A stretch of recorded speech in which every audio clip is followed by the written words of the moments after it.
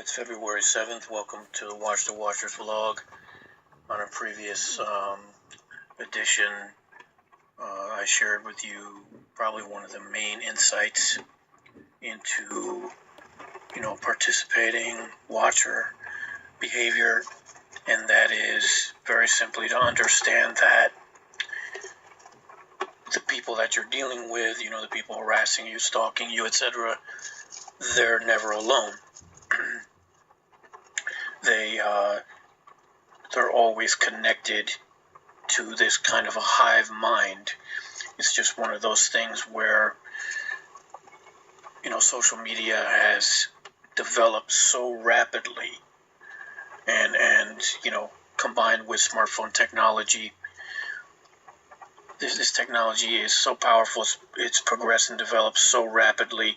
It's changed our society in ways that are so profound, and yet our mentality is that we're still stuck in, the 90s. And what I mean by that is that, things have been changing so fast that we don't even have ways to explain it ourselves. It's something that's it's simply happening, and people are maneuvering themselves into a position to it's like a wave essentially, and they're learning, or they have learned how to, stay behind the wave or ride the crest of the wave so that it doesn't crash on them. And it's just one of those things where a new society has come into being very rapidly after the advent of that 1-2 punch, social media and smartphones. And people have very rapidly adapted to it. And what's happening to targeted individuals, that's only a small part of it.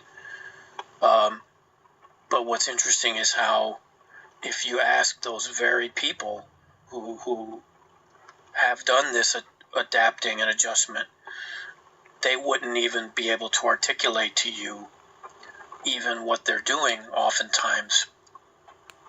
But anyway, what I wanted to say here is a further insight, into this community mobbing behavior, the behavior of your local stalker harasser, is that not only are they never alone, they're always kind of connected to this mind, this collective consciousness that's, protecting them, making them feel like what they're doing is okay, cheering them on, even rewarding them. Something else you have to keep in mind is the idea that, as far as they see it, they're not stalking you, and they're not harassing you, or at the very least, they can fall back on that. I guess what I'm trying to say here is, at the very least, they can act as if they don't believe they're stalking you or harassing you. Many of them either believe or allow themselves to believe, I guess that's what I'm trying to say, that, it's not stalking, it's trolling. There are a lot of behaviors online. You can look this up. You can watch a lot of things on YouTube, showing people pranking and trolling each other. And a lot of the things that they do to prank and troll each other are actually the same as what they do to us targeted individuals. I have to point out, though, that it's not sustained, it's not constant, it's not permanent. They'll do this to someone, but it's not, 100 times a day for life.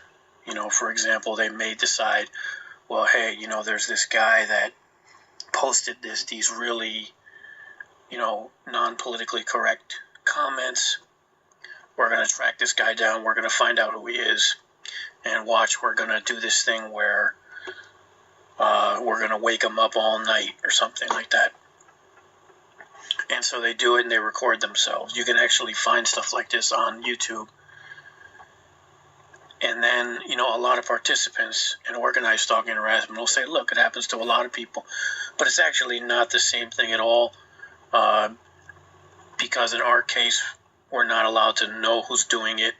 We have no protection against it. And, of course, it's sustained, and it's intense, and it's many, many times over, every day for life, which does have some every day for life, which does over, every day for life, which does have some profound psychological effects on the target or subject. But basically what I'm trying to say here is that these participants, they can allow themselves to believe that, if they see where you are on the map, they see that you're parked somewhere or you're at a particular store, and they jump on that. They take the opportunity, if they're nearby, to get in their vehicles to come and harass you in person. Maybe they're going to, physically mob you with others. Maybe they're going to, do something else passive-aggressive like that. In their minds, they might not even consider it to be stalking. Because a thing I want to mention here, an analogy I want to make, is to sports.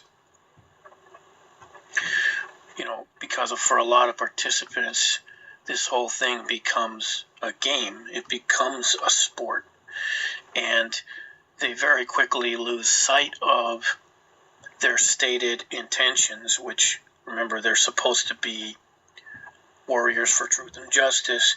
They're supposed to be exacting vengeance or carrying out justice. It's a little bit strange that they would be carrying out justice over, a fiercely kept secret that you're not allowed to know, over and over again, hundreds of times a day for life, when there are people doing evil things out there and this is not happening to them. That's one of those things I'll get into in later vlogs.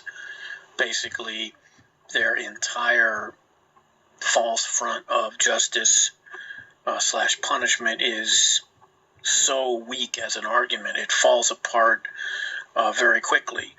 And you realize that what's actually happening is something completely different. But, that's for another time. Here, specifically, I'm talking about this idea where, they allow themselves, or honestly do not feel like they're stalking you at all. It's just a game. It's just a sport. And imagine, let's say in a football game, it's your job, in the position that you play, to make sure that, the running back doesn't get through. And so you're going to be on that guy, and you're going to be, quite literally stalking every move that he makes, trying to anticipate every move that he makes, and trying to block whatever way that you can. And your team is going to appreciate if you are able to block that, offensive player.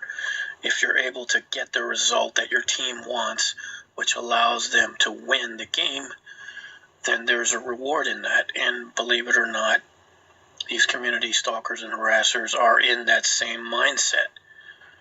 When they see where you are on the map, when they're using this sophisticated technology,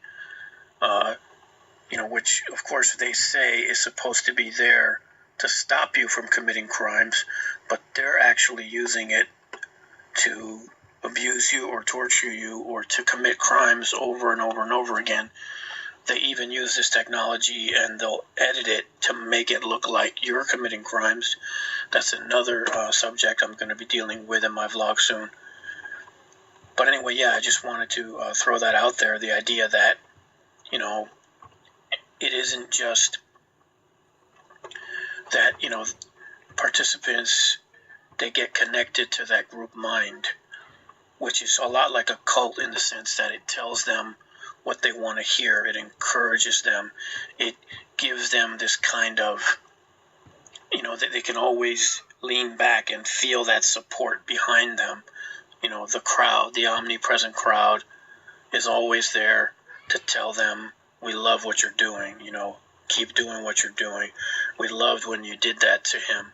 That was great. Do it again, and this is something that changes people. It really does. You can take an ordinary, relatively law-abiding citizen, a relatively moral person, and you expose them to organized stalking and harassment. And I've actually seen this personally over the years many times in a matter of hours. Just like Cowboy from the Stanford Prison Experiment, in a matter of hours you can transform that nice person into, a completely brainwashed sociopath. And it's because I call these people accidental sociopaths because, as individuals, they're fairly normal, which is, I think, what differentiates them from true sociopaths. But once you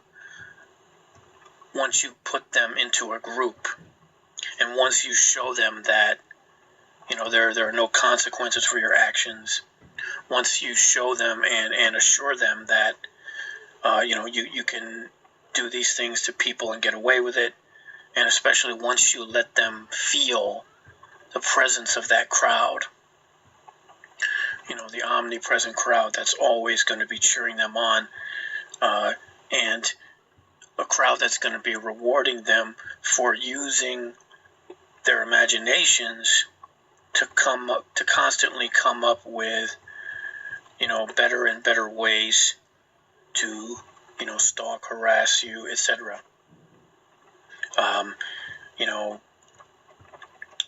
A lot of good people easily fall to that temptation.